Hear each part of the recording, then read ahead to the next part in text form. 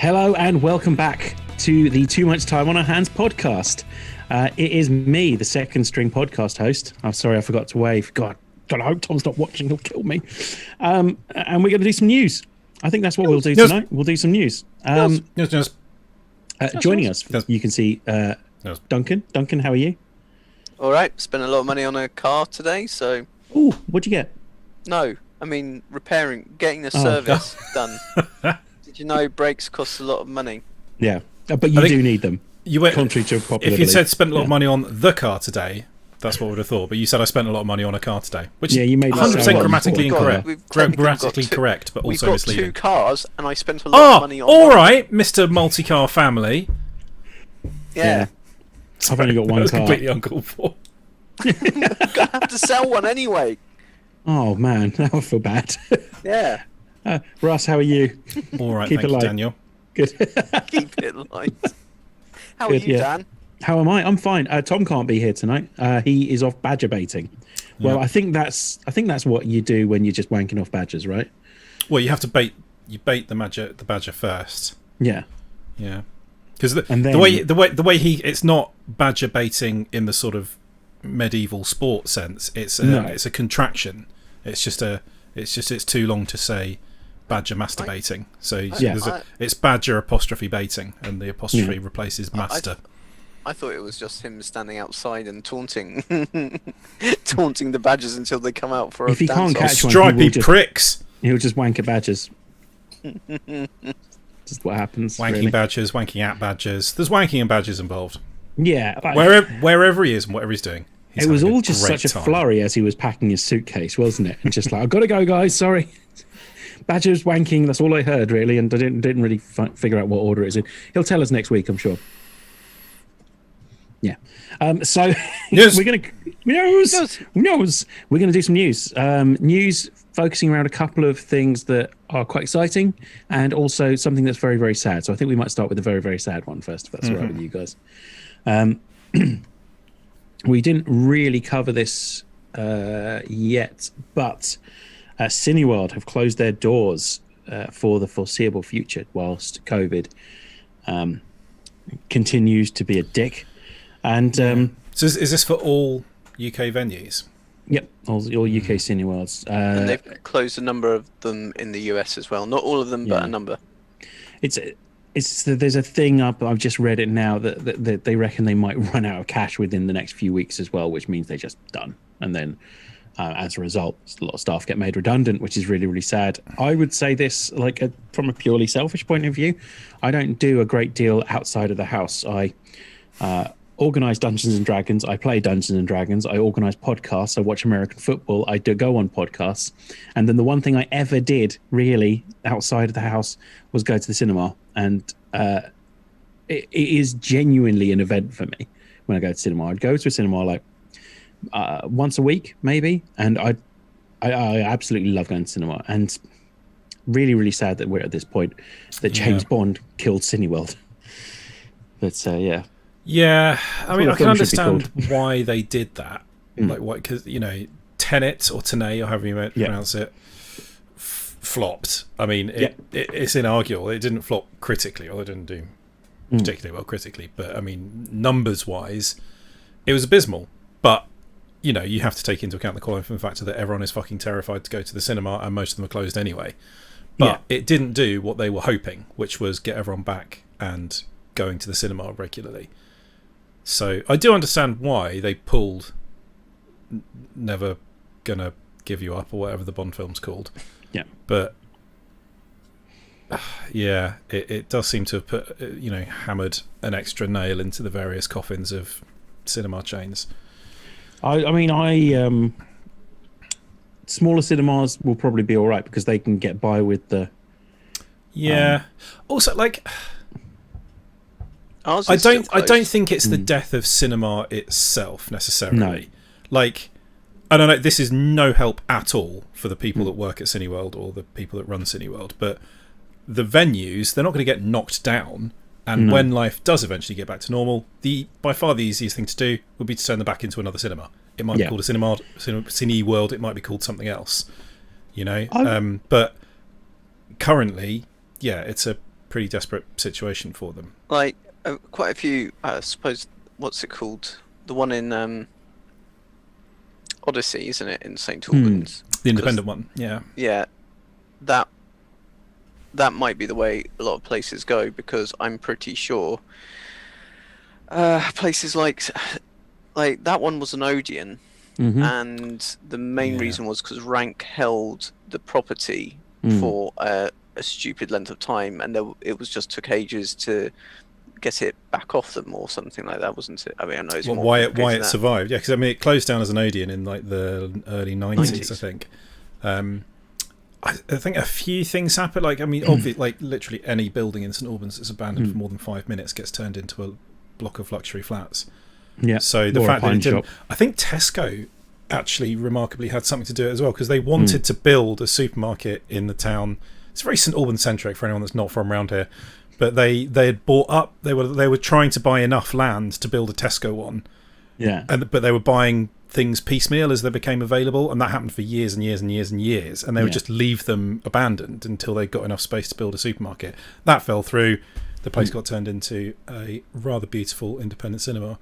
And as it's a single screen place, only has one film on at a time, you know, much easier to do safe audience in and out. And, you know, it can charge more for tickets because it's a much more sort of bespoke experience than just going to an Odeon or whatever.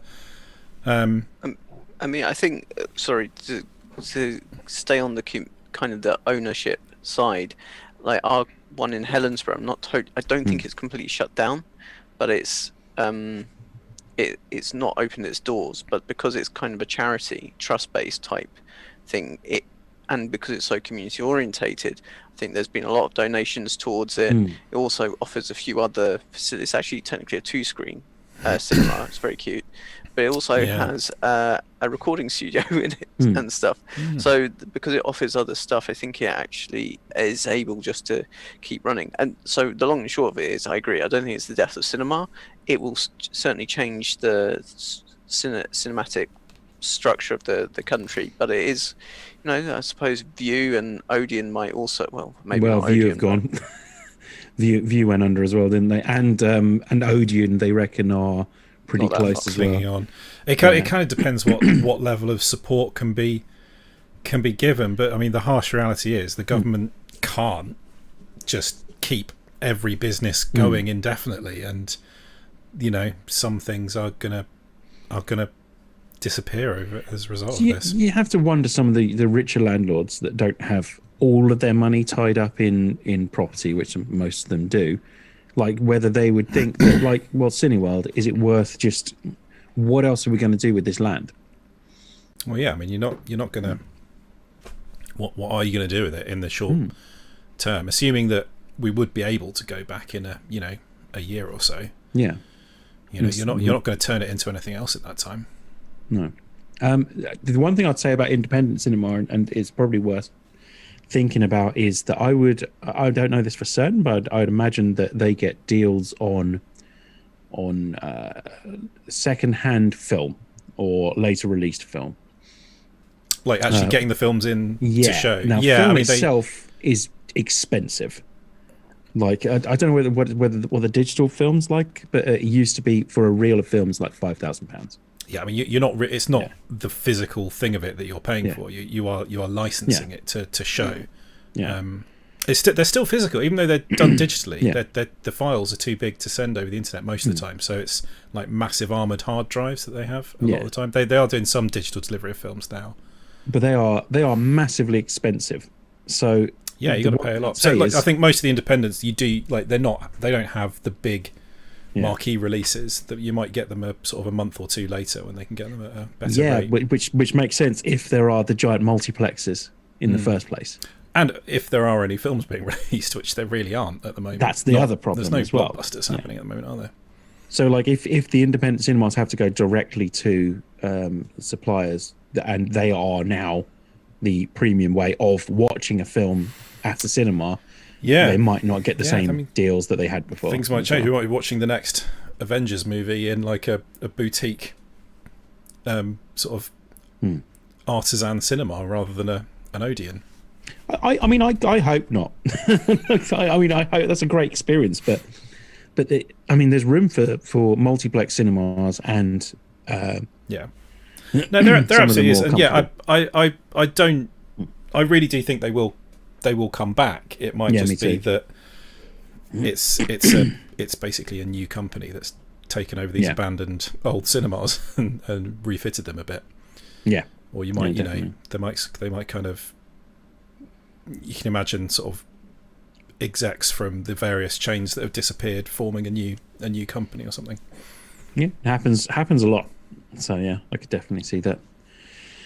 That's the sad news anyway. Let's get that one out. We've shelved the sad news. Let's move on to happier news. News. Where do we want to go? Childhood or more recent? More you're recent. the host, so more recent. Okay. You can steer us. New York Comic Con Online, they had a half-hour panel introducing the new trailer for season 5 of The Expanse, along with most of the cast as well, some of the writers, and it's the showrunner and the writers, and it looks bloody brilliant. It looks fantastic. Cool. Not really much from the way of sort of plot coming through yet, but that's for such a sort of a plot-driven show. That's a good thing. We've seen everyone's around. Amos looks awesome, and everyone else looks really cool. That's all we need, really, isn't it? Amos is on Earth. It's looking more spacey than the last one, which wasn't all that space-based, was it? The general consensus seems to be that this was the last season was a build-up to this season. Yeah, but I mean, like, the way The Expanse works is everything is a build-up to the thing that follows it. Every episode is a build-up to the next episode. Yeah. Every series is a build-up to the next series. It's just, like, escalated in a sort of non-stop fashion from the first episode. Well, it goes dips, and it goes, they're sort of all right, and then, here comes the next lot of interesting trouble. This seems like a more of a human experience. Whereas, like, there was a lot of alien tech in the last one. This one seems more of like... Yeah, this one seems to be more the knock-on consequences of all the gates opening up. Yeah, but I think, there's going to be less alien weirdness, visions and things in this one, isn't there? Yeah, it seems that way. So they're doing it like they did The Boys. Amazon Prime are doing it like they did The Boys. That sounds like such a bad sentence, sorry. Anyway, the TV series The Boys, they're releasing the first 3 episodes on December 16th. This isn't the TV series The Boys, this is The Expanse I'm talking about.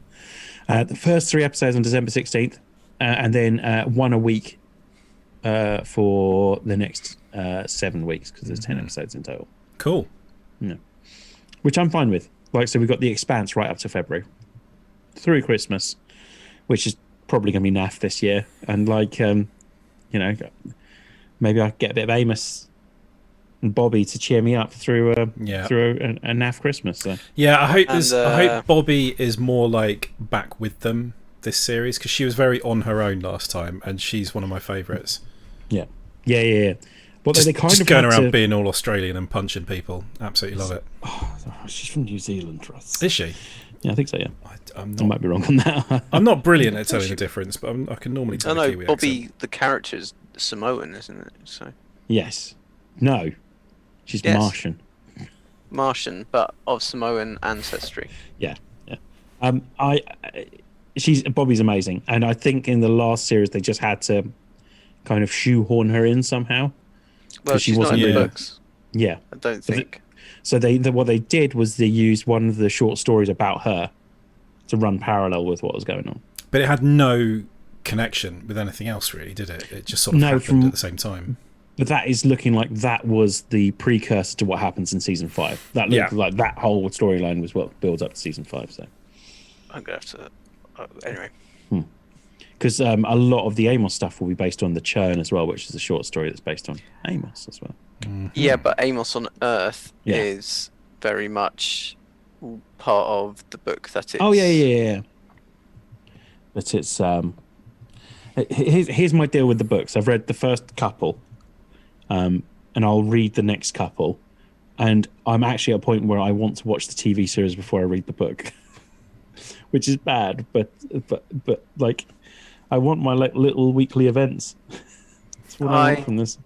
I read the books. I've been watching the TV series where I can. Yeah. But then it's just meant that I've gone back and read the books, which is really bad because they're actually quite long. They're quite big. But yeah, you got to decide if you want the books to be spoiled by the TV show or the TV show to be spoiled by the books. I am going to say that because I'm such a pleb, an idiot, I didn't realise actually the book titles give away very much what's going to happen in the books. Oh, really? The book titles are brilliant in the sense that obviously Leviathan Wakes. Leviathan was weird, and like Caliban's War, which is one of the books. Caliban is a chimera, weird chimera human cross with some monster that is meant to be a super warrior, and that gives away exactly what Caliban's War is kind of about. So it is quite. They are clever. They aren't half bad. The book title is always the title of the last episode of every series as well. So that was it. Oh, actually, that didn't click because I'm an idiot. I told you I'm an idiot. Not at all. So yeah, we're getting season 5 of The Expanse. They filmed it all, which is something I'm incredibly grateful for. Yeah. And the 9th book is going to be due out in 2021, apparently. So. Awesome. And from what I understand, it might be the last of the books as well. I mean, a 9-book series, that's quite an achievement. That will make sense. Expanse. Right. Let's save the other big one for the end.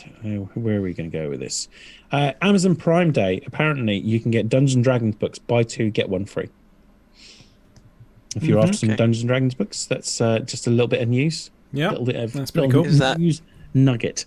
Is that a hint to Russ and I? No, it's a hint that to remind myself to have a look on Amazon later. Because Jeff Bezos needs your money. I still don't own a physical copy of the Monster Manual, so I might have to get it. That's better. Prime Day seems to have quite a lot coming to it. Borderlands 3 next gen upgrades revealed for PS5 and Xbox Series X. Gearbox Software has pulled the curtain back on what Borderlands fans can expect with the new system launch. It will come in the form of an upgrade that's free for all current owners, which is nice. The update will release on launch day for Series X and Series S. On PS5, the update will go live in most territories on launch day. See what you're going to get. 4K resolution on PS5 and Xbox One during both single player and online co-op. Support split screen local co-op for up to 4 players and 2-player co-op with vertical split screen. Oh my god. Like, I hadn't read this. That's what me and Sarah have been waiting for. Is this like, it's not a new platform version of the game? This is upgrades to the existing game that will take advantage of the new hardware? That's what most games are going to be, yeah. So you're kind of playing it in the backwards compatibility sense, that it's like an Xbox One game that you're playing on your Series X, but it's got some cool new features that only the Series X could do. Yeah.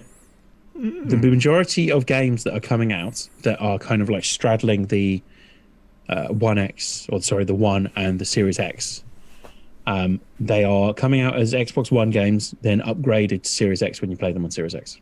But it's not an actual separate version of the. No, it's just a free upgrade, like most of the time. And it's got vertical split screen. Like the split screen's just really shit on Borderlands 3, so we stopped playing it. So like the fact they've spent a bit of time and they've put vertical split screen, which will probably be a little bit easier to deal with. That makes me very happy. Alternatively, by then me and Sarah will probably have 2 TVs and 2 Xboxes, so it won't matter. It should good. You bring your save files over as well. I mean, surely that's just taken as read now. You'd hope, wouldn't you? Especially because your save files are up in the cloud, aren't they? Up in the cloud.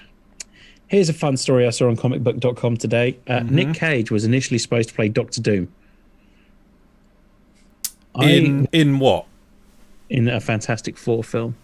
The original Fantastic Four film or the newer one? I'll read this from comicbook.com. At one point or another, Nick Cage was nearly slated to play Fantastic Four villain Doctor Doom. In fact, according to one filmmaker With knowledge of the production, Cage had been cast in the role before being replaced by Julian McMahon, which is the initial ones, the ones with Ian Gruffalo or whatever his name is. So he was going to be America in it as the Human Torch.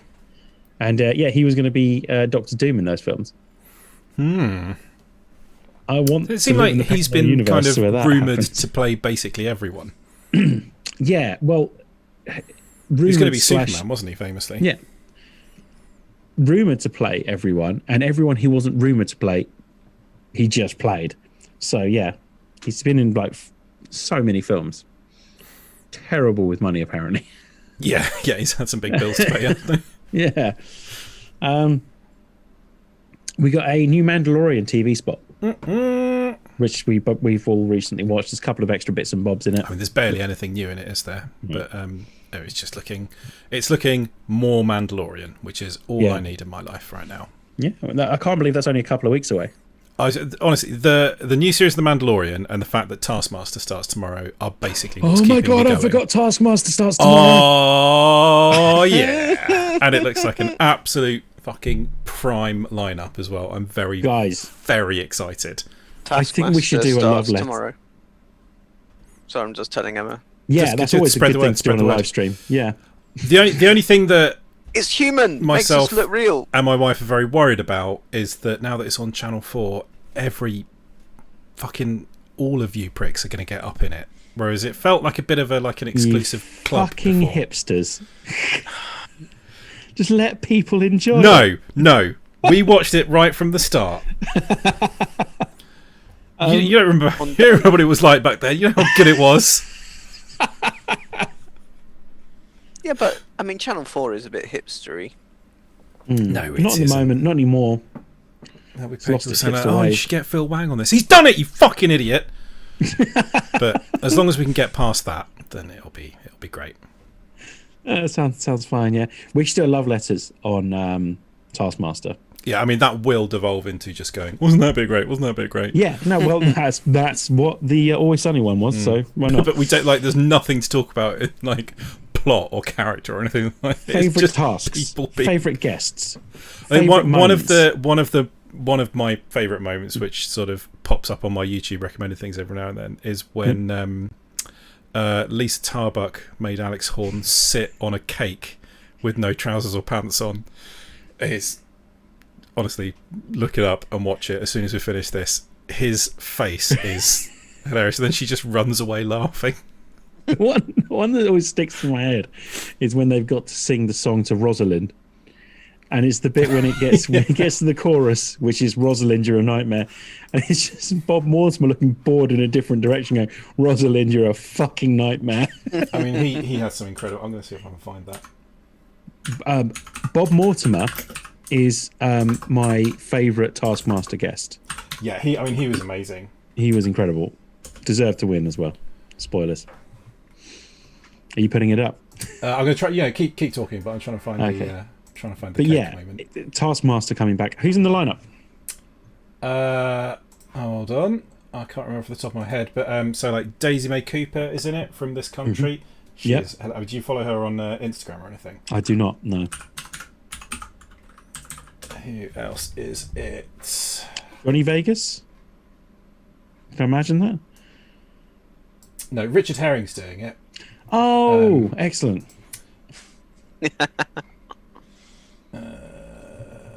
Here we go. So, it's Johnny Vegas. David May Cooper, Johnny Vegas, Catherine Parkinson, Channel 4 in it, but she is good. Moran Wiswan, I don't know how you actually pronounce his name, but he's actually very funny.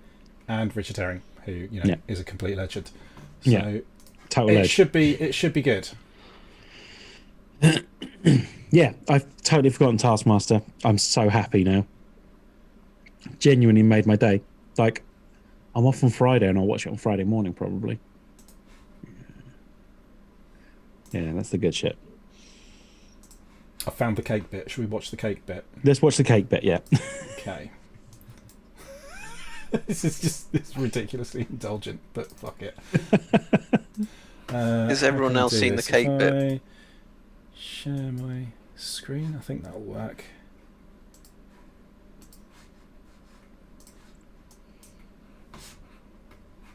Oh, Are here we you seeing go. this? I don't know. Yeah. I don't care. Here we go. I'm ready. I hope you enjoy this. It might be the only time in your life you put your bare ass in a cake, but I'll let you get on with it. Alright. You alright? I'm alright. What was the task? Something not really related to this. I honestly can't remember. It's just. We've got some bad news. I don't think it's come up on the stream. I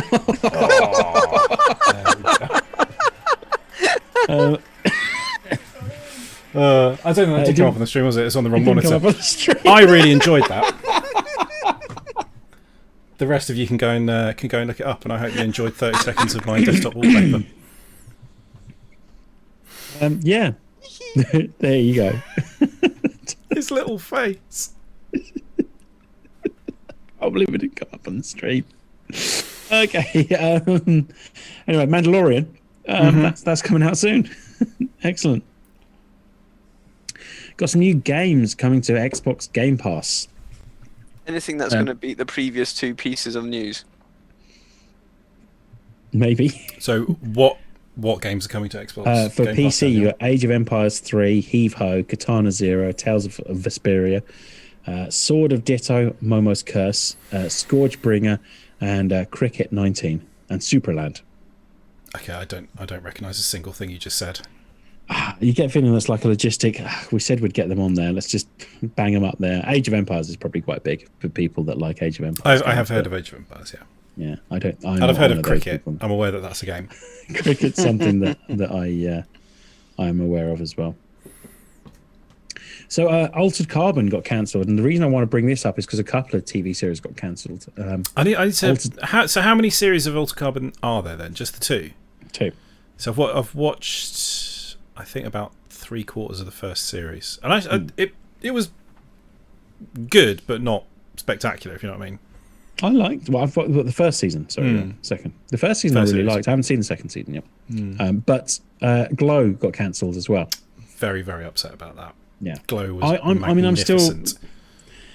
I think it might be a contractual thing, where they just can't keep them on contract for a certain amount of time. So they maybe. I mean, TV series. It's in an ensemble cast. Yeah, it's always hard to hold together. But I don't know. I mean, various people are sort of holding out hope that it will get picked up by Netflix, or I know it was on Netflix, wasn't it? Or by, it was on Netflix, yeah. One of the other ridiculously rich streaming services, but I don't know, the way they've been talking about it, it seems pretty final that nothing's happening. Yeah. So, well, hopefully not. I hope they release some sort of outline of what was going to happen to them all or something. Because it needed one more series. That's all it needed to round it out. Yeah. Yeah. I mean, I think they could have done a nice arc and conclusion. So yeah, I don't know. It was just a fucking brilliant show. Yeah. So that's a real shame. The Haunting of Bly Manor came out recently. Sequel to Haunting of Hill House. I watched it. It's excellent, but it got some bad reviews. One of which started with, "I'm not much of a horror fan," and then proceeded to talk about things like, well, it's not very scary because ghosts aren't real, and that kind of thing. It's like, well, you really got lost in this, didn't you? You're also not going to enjoy most cinema. Yeah, exactly. Well, that one happened. That's not real. Who's that? It's not a real person. This is rubbish. Just go and look out a window. Haunting of Bly Manor review: horror with a chilling lack of shocks. Ear-jangling accents are the most terrifying thing in Mike Flanagan's follow-up to the supernatural hit Hill House. I'm no horror fan. I'm quite frightened enough in and by real life, thank you. What else it says? Let's see what it says. But like I'm not a horror fan. I don't seek out horror movies. Yeah. But part of being a good critic is removing yourself from your personal preferences in that way and trying to recognize something as good or bad at what it is trying to do for its intended audience, rather than just going, well, I didn't like it, this is rubbish. Because there's millions of cock jockeys just on the internet doing that anyway. That's not a job. Presented by the fact that ghosts and their ilk do not exist, therefore cannot be scary, is one part of this. Fuck off. That's just that is a very stupid thing to say. Yeah, it really it's like ghost stories. No, they're rubbish. But I mean that just disqualifies you from enjoying any cinema that is not 100% accurate documentary. It stops you enjoying campsite fire stories and campfire side. Anyway, it stops you. Sometimes you have a night where you sit around and. Were you trying to say like campfire stories? Yeah, I thought you said it stops you story. from enjoying camp sci-fi. Like what? No, I was like meaning Flash Gordon or something. Just when people talk about you're just not going to read anything that's a ghost story. Just basically saying I don't enjoy that's fiction. Stupid. You're not going to enjoy legends when you go to like castles and stuff, and they go, "Oh, apparently there's a ghost," and they go, "No, there isn't. This is stupid." I mean, I'm not like I haven't seen it. I'm not offering an opinion, but yeah, that seems like a very strange way to approach a review. I think they walked out of Lord of the Rings because hobbits aren't real, so they can't carry a ring. Yeah, Very sounds strange. like bullshit to me. If you've got the nuts to do it, watch it. It's really good. I really liked it. I don't have the nuts to do it. It's not the season 2 is not as scary as season 1.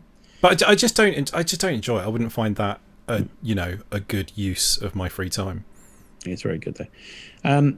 Some bad news, guys. I know we were on tenterhooks for this one. Event Horizon director confirms he has no interest in sequel or TV series. I mean, Paul W.S. Anderson is kicking off an all-new universe for the upcoming Monster Hunter based on the video game series, but says he doesn't want to do the same for Event Horizon. I don't think Event Horizon needs a sequel. No, Event Horizon is just great on its own. It ends really, really well. It does, yeah. Or a prequel could have done, I suppose, like how the ship got there in the first place. But you don't need No, to it know doesn't that. need that. There's nothing needed there. No. They built the ship. It does something weird with dimensions. That's all you need. And then it finishes in the perfect cliffhanger that you don't really need anymore. No, I agree. I Like, just they I made thought too it was many funny that saws. someone actually asked him, "Hey, that film from the '90s? Do you fancy making another one?" It does still hold up as a movie. The effects, It really does. The effects look a bit janky in places, and they'd obviously like just got some liquid effects plug-in for their special effects program. So there's like those little globs of liquid all over the place. But Some of the best ship design of the amazing. '90s, like the designing of the actual ships themselves, were amazing. Brilliant. I remember reading. Exciting, I think I was reading a thing in Empire about how they made it so that like when the lights are on, it looks all sleek and modern and high tech. But as soon as you turn the lights off, the way the shadows go and everything, and it looks like this sort of gothic torture chamber. But it's the same environment, just lit differently. It was very, very cool. It's very I remember us all watching it together and just being wigged out. Yeah, '90s. I was very scared. Very scared. We were 17 when we watched this, I'm sure. Yeah. Like 17, 18, and we all... It's not like we watched it when we're younger teenagers. We were slightly older teenagers and just... Wow, massive wusses.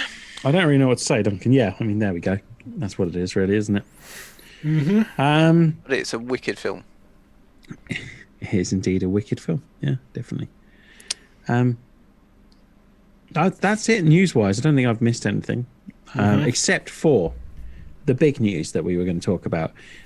Maid Marian and her Merry Men live show in the works for Netflix. Or it's being rumoured to be in the works for Netflix. Writer and comic actor Tony Robinson has revealed that a stage show based on his beloved sitcom Maid Marian was a possibility. This is old news, sorry. However, since then, there have been talks with Netflix to bring it to Netflix as a TV series. I mean, this is incredibly exciting. And timed perfectly just for when I've got a kid to be the right age for an excuse to watch something on the CBeebies. Yeah, I'm just going to watch it anyway because very excited. If they can keep this, it was fucking brilliant. Yeah. It was like a Richard Curtis type. It was like Blackadder level humour, but for the under fives. It was a precursor to Horrible Histories as well. Yeah, I would not be at all surprised if a lot of the Horrible Histories crew are not involved in this because it's basically what they do anyway. Yeah. So, yeah, because it's very, very exciting. Tony Robinson wrote it as well, didn't he? So it was just fantastic.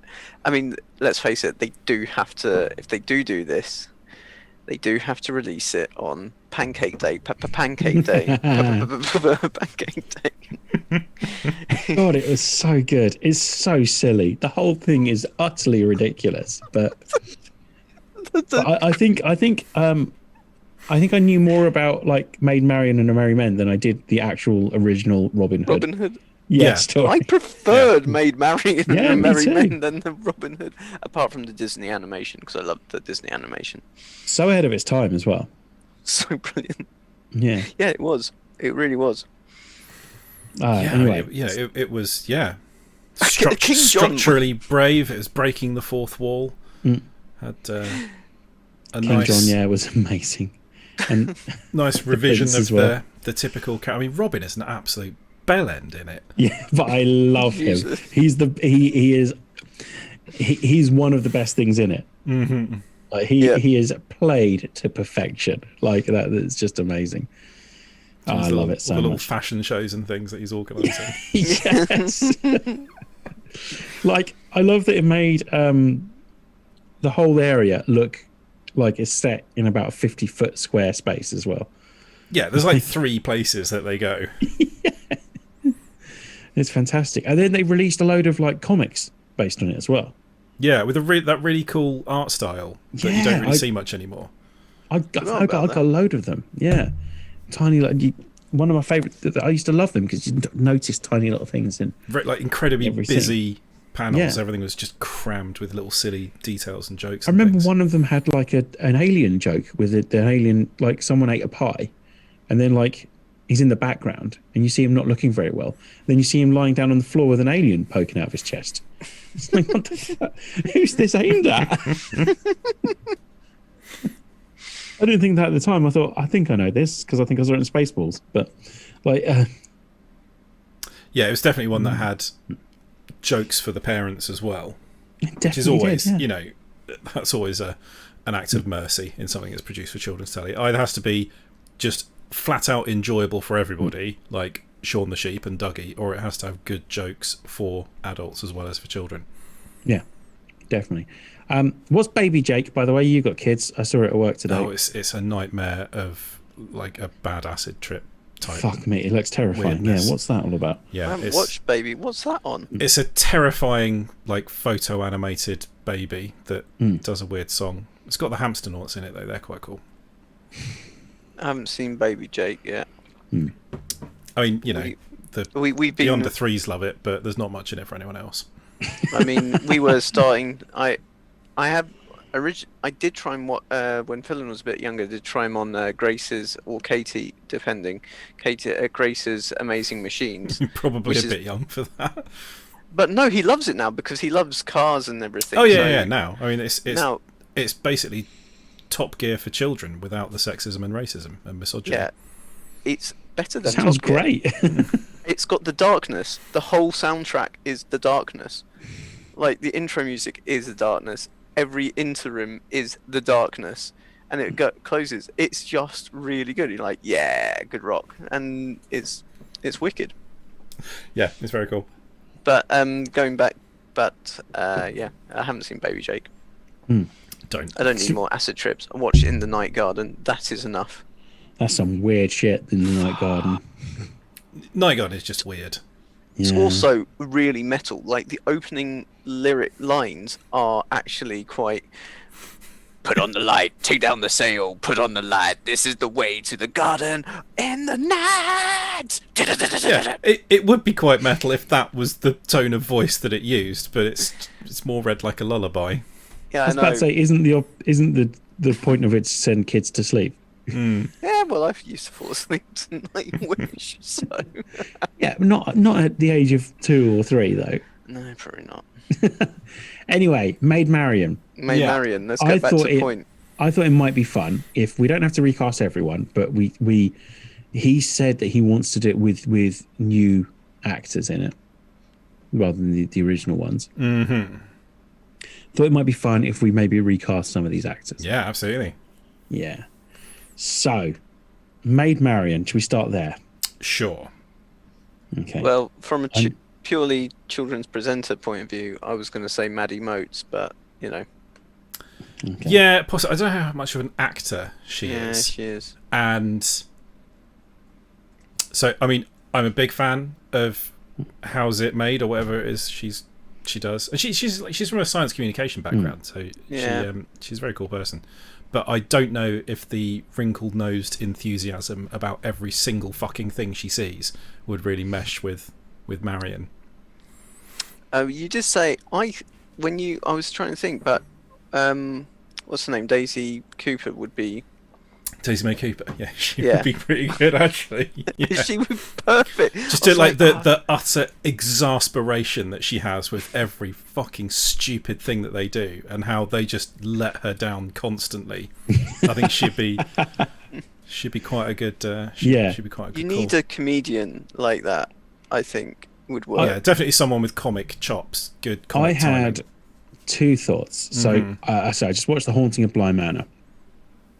And I'm trying to find her in this one. It's the gardener in Haunting of Bly Manor. I think she'd be really quite good. But the one like dream casting, let's set that out now. The one that stuck with me was I've totally forgotten her name. Well, I'm sure she's very good. She's just looking at Tessa Thompson. I mean, yeah, she'd be amazing. Yeah, like dreamcasting Tessa Thompson, because there's a hint of Maid Marian in Valkyrie. Yeah, definitely. Maid Marian that's been driven to the bottle a bit. Yeah, exactly. Yeah, yeah. I could definitely see that. Should be very, very cool. I thought Saoirse Ronan would be a good fit. Oh my god, yeah, definitely. Bringing that like Ladybird kind of vibe. Excellent comic timing. Yeah. I thought she could be quite cool. I don't know if the CBBC budget would stretch quite that far, but no, I know. Well, wait till I've got some more big names coming up. So. Well, for was it Barrington? I thought John Boyega would be boom.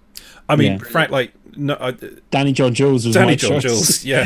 No, I don't know. But he looks younger now than he did then.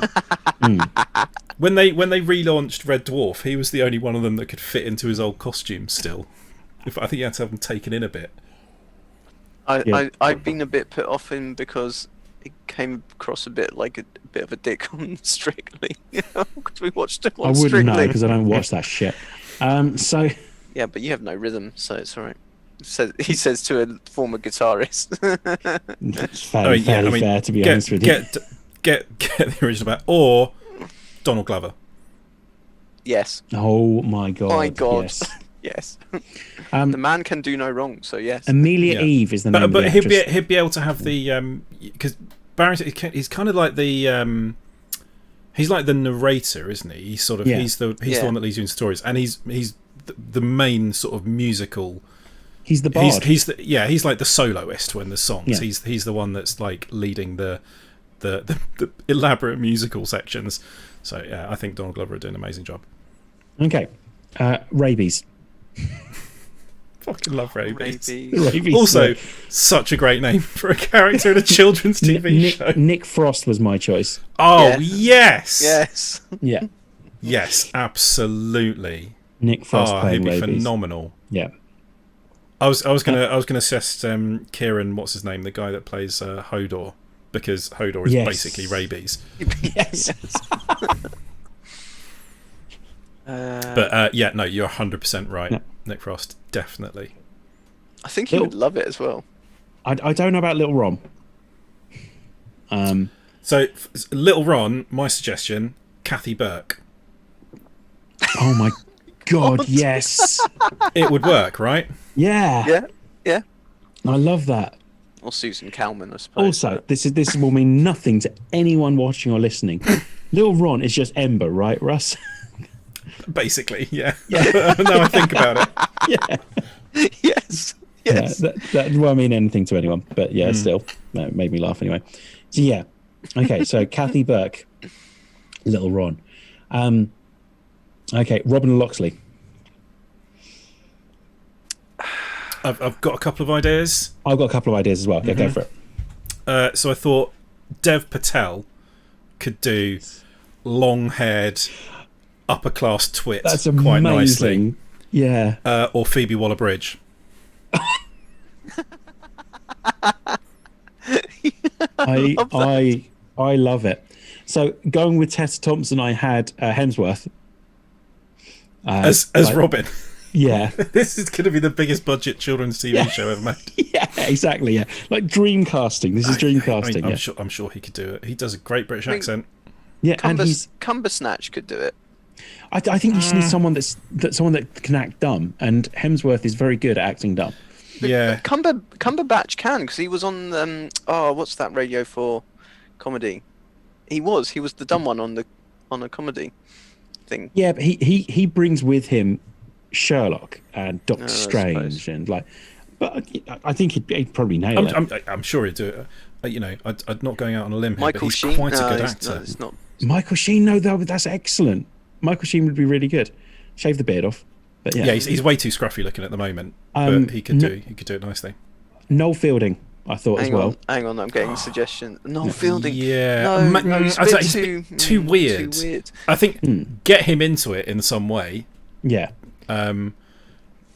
Okay, but I've got one probably for the sheriff. Bit strange. Who would you have? Go on for the sheriff, and yeah.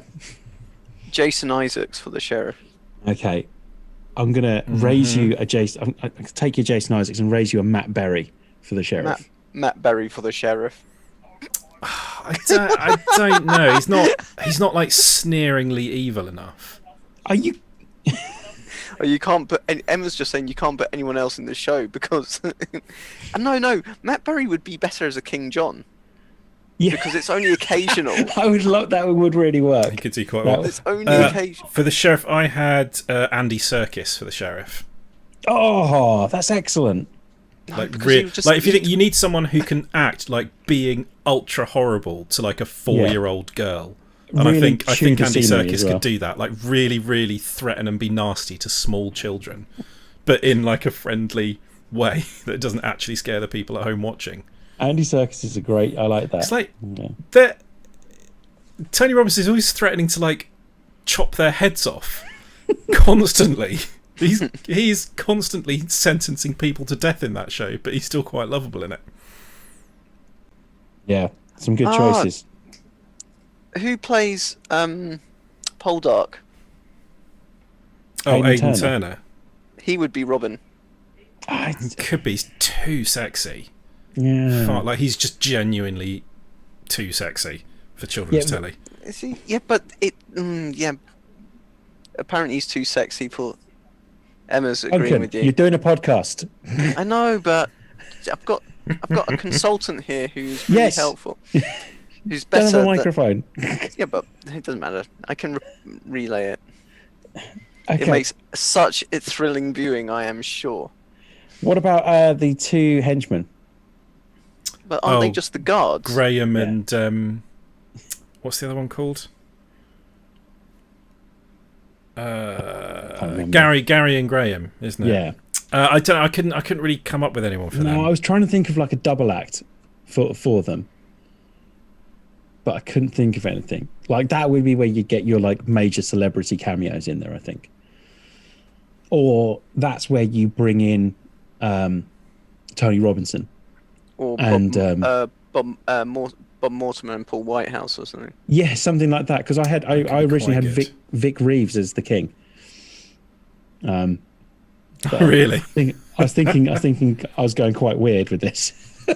You really were. For the king, I was going to suggest Adrian Edmondson for the king. Oh my! Yes, Adrian Edmondson. He was always like quite sort of disgusting, wasn't he? How about Greg Davis for the king? Yeah. Greg Davis for the king. Yeah, but I just suggested Matt Berry. Come on. What, for the king? I mean, Matt Berry's now. You can't be in there somewhere now. You can't have too much. If he was the sheriff, you would need him all the time. He would start dominating, and where would you get? I don't know, but yeah, I agree. Greg Davis would make brilliant because he's just so big. Yeah, he needs to be big, and he's also horrible. So I had Tara O'Brien as well, potentially as the king. But yeah, definitely. I was just thinking for the sheriff, Bill Bailey would also work. Oh, that would be excellent. Yeah. I mean, you know, obviously not going to happen. But Alan Rickman, just get him in as the sheriff of Nottingham again. No, too sexy. I would love Alan Rickman to play the sheriff of Nottingham in both the serious Robin Hood film and Maid Marian and Her Merry Men. They're very much TV show. The same character. Yes, because it'd be still got the best comic timing. But like, you could lift the Prince of Thieves sheriff and drop him into Maid Marian, and it would just work. You wouldn't need to change any of the lines or anything. And Maid Marian would still be much more compelling character. Yeah. And Call Off Christmas, like that would work perfectly well in Maid Marian. I'll remove your head. Cut your heart out with a spoon. Because it's dull, you twit. It'll hurt more. Could steal this. But sorry, yeah, no, wrong sheriff of Nottingham. Yeah. I'm still trying to think of a. Who did we just? We didn't quite agree with a Robin. I mean, we're not actually casting this. We don't have to agree. Well, we've done a pretty good job of agreeing so far. Yeah, I think that's all the ideas I had. I think I went back to Aidan Turner just then and thought maybe. No, he's too pretty. Like, I mean, Hemsworth's pretty as well, though. To be fair, but Hemsworth plays dumb. Oh, I don't know about that, but Hemsworth plays dumb. He does good quite dumb, well. Doesn't he? Yeah, he does. Yeah, that's where I'm going with that. And kind of like I suppose it's almost the Captain Jack Sparrow role, isn't it? Except Captain Jack Sparrow is actually quite good at things, whereas he pretends not to be. Well, Robin's very good at things like, you know, selecting fabrics and interior design. Oh, I just what's his name? name? Marion again. Yeah. What's his name? There's a bunch of episodes of it up on YouTube. Really? Yeah. Is it Davenport who plays the thing in Jack Davenport, the guy that was in Spooks as well. Yeah, possibly. Because he would play a good Robin because he can play dumb. Now I've got my heart set on getting Sarah Finowitz in it somewhere as well. He could be one of the guards. Yeah. Gary O'Graham. And actually, what's his name? Russell Tovey would be a good guard. Yes! Because he's quite big, but he can do that sort of goggle-eyed stupidity quite well that they do. I've got a name for the king. Mm-hmm. Just needs one name. Statham. But like the Merry Men would be brutally wiped out in the first half hour of the first episode. I'll deal with it myself. Fucking incompetent.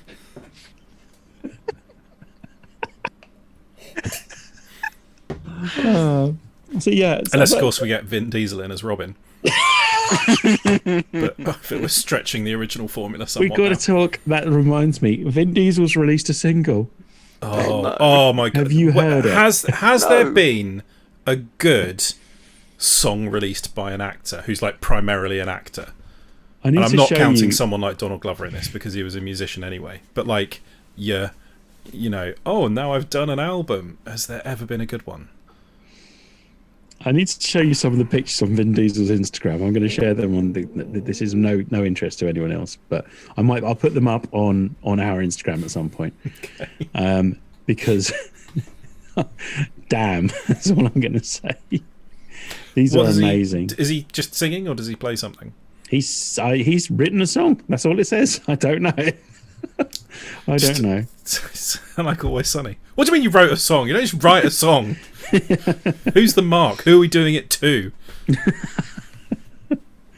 How can I just include a file? There we go. Yeah, your computer. What are you doing? Are you sharing it on Zoom or are you sending it on WhatsApp? Sharing it on Zoom. Ryan Reynolds would actually make quite a good Robin. Oh yeah. Because I think he plays dumb also very well, but accents might be a problem. Yeah. This isn't horrendous, is it? If I open this? No, it's not porn. Just open it, download it. I'm just saying that this is on his Instagram. Like, it's not like something that a fan's done. It's on his Instagram. Why isn't it? This is rubbish. It's an opening. No, it's saying download. Loads of stuff's kind of coming up on the screen, Russ. Are you trying to get the picture up? I mean, it's wow, it's a thing, isn't it? You've seen it? Yeah. Wow. That's on his Instagram. I shouldn't laugh because it's quite sad, but What the? His little face, though. Oh, that is a bit weird, isn't That's it? the thing. So yeah, that's going to be Christmas number 1. yeah. So that's the That symbol might be the most is 2020 thing that happens, actually. what Vin Diesel getting Vin Christmas. Diesel gets number one. Christmas number 1 in the UK for some reason. Hang on, is that him smiling at himself? Can I can't share music on this, can I? So people can't hear it, can I? I mean, there's probably a way, but I think we all know that it's way beyond me to technically achieve that on the fly. Look it up. There we go. That works. Look up Vin Diesel's latest banger. it's fucking awful. It's not very good. Mm-hmm. But yeah, we got onto Vin Diesel as Robin of Locksley. There we go. Problem solved. We've nailed that position down. Yeah, if anyone's watching this and they haven't watched Maid Marian, the tiny portion of the audience that isn't British people exactly the same age as we are. Yeah, like it was like a real, like, you have to be the exact right age for it to really appreciate it. But Just watch the Crystal Maze episode. I mean, it was- because you also need to know the Crystal Maze. It's the most commonly referenced thing from it, but the Crystal Maze spoof in Maid Marian and Her Merry Men is generally one of the best bits of TV ever made. it's so good. He does such a good Richard O'Brien impression. I just skipping around with pointlessly. the little... Yeah. But like they all, like, if that's what pulls the focus, but if you go back and watch that, they all act it so well. They look exactly like a Crystal Maze team encouraging their useless dipshit mate who can't work out how to do the thing. Fuck me, Crystal 2 minutes. Maze. Crystal Maze is one of the most frustrating TV shows ever to watch. Yeah. Because you're just watching a bunch of idiots try and navigate something that looks... Yeah, but I also know that if I was on it, I would instantly lose the ability to tell left from right. Oh, this one's an automatic lock-in? Well, I'm fucked then. I'm in there for good. Some of them were basically impossible. Hmm. But some of them, some of the idiots on there are criminal. Yeah, definitely. We're about an hour now. I don't think there's any more news unless anyone else has got something that I missed. About an hour. No, not really. There is literally not that much news happening. No, because we're gearing up for the console releases. Here's some news. The PS5, it's fucking huge. Have you seen it? Yes. It is absolutely massive. Like, You shared a picture on your Twitter, and it was just like it's the size of half a person. It is like I need to measure it, but I think it actually would be too big to fit in the cabinet thingy I've got under my telly. It's 38 centimeters. Yeah. So it means nothing, but it's about yay high. But it's on the desk next to the guy, and it is the size of his torso. I think he's quite a small man doing that teardown video. But Yeah. because it looks like the size of a horse. Massive. So some of the doctored videos where people have made it even bigger are hilarious. Like, just big enough where it still makes you go, hang on. And they go, no, that's fake. PS5 is fucking huge and the Xbox is a brick. So, yeah. Yeah. There we go. That's the console news wrapped up. I genuinely do like the design of the Xbox, though. Me too. And there's more to it than people. It's just a rectangle in it. There is more to it than that. And yeah, the PlayStation, it just looks like what people thought futuristic things should look like about 10 years ago. Xbox is just a simple design. It's something. fan. I'm going to whinge about PlayStation fans now. The people banging on about this marvel of engineering that is the stand. One, it's not a marvel of engineering. It slots in both. It slots in two ways, and you can fold the little screw back into it when you're not using it. That's Isn't not a marvel that of any plank engineering. and any screw basically, you could do. But more, the point is, it shouldn't be necessary. They designed it in such a way that it has to have a stand to even lie on its side without being a big wobbly pile of shit. Did you see Xbox released a tweet at the same time and it just said how you put your Xbox on its side, and it's just someone picks it up and puts it on its side. There is an elegant simplicity to that. Yeah. and you don't have to. So the other thing is, right, and I understand that everyone's going, well, it needs this because it needs to keep cool. No, but it doesn't. It looks like a terrible design. You could very easily, even if you wanted to keep the stupid swoopy shapes, you could very easily have engineered it in a way where it can go on its side at least without requiring a little stand thing. It is an unnecessary solution to a problem that could have been solved without it. So what I don't understand, you've got this big thing, right? And then at the top, you've got these two fans, right? Mm-hmm. And then you've got this giant heatsink that tries to keep this whole thing cool. It just seems like a really bad design, but everyone's saying it's like a marvel of engineering. Whereas I'm sure the thermal engineering is good. Yeah. But, I mean, then also consoles are mass production commodity items. They're not going to have anything in them that's actually all that crazy an engineering thing. Otherwise, they'd cost £4,000 each. But it just seems like they obviously designed it and then worked out how it was actually going to work afterwards. I mean, maybe. It's probably that the actual innards of it fit in a neat little rectangle and all the swoopy curves are just sort of around that rectangle. Well, that's what I like about the Xbox. It's just so simple. You've got a giant fan at the top, which pulls air in. You've got all the stuff you want to keep cool in the middle of it. And then you've got another fan at the bottom, which pushes the air out. Yeah, it's perfect. At the end of the day, it's not what you should be looking at, is it? No. It should just be something that sits there unobtrusively. And the PS5 is not unobtrusive. It is like who has got a living room that naturally fits into in style? Like the Jetsons, maybe? Yeah. Like, admittedly, the Xbox kind of looks like one of those air fresheners. But, But it's just a matte grey box, It's just going to sit there and blend into the background. Anyway, I think we've wound up the PlayStation fans enough.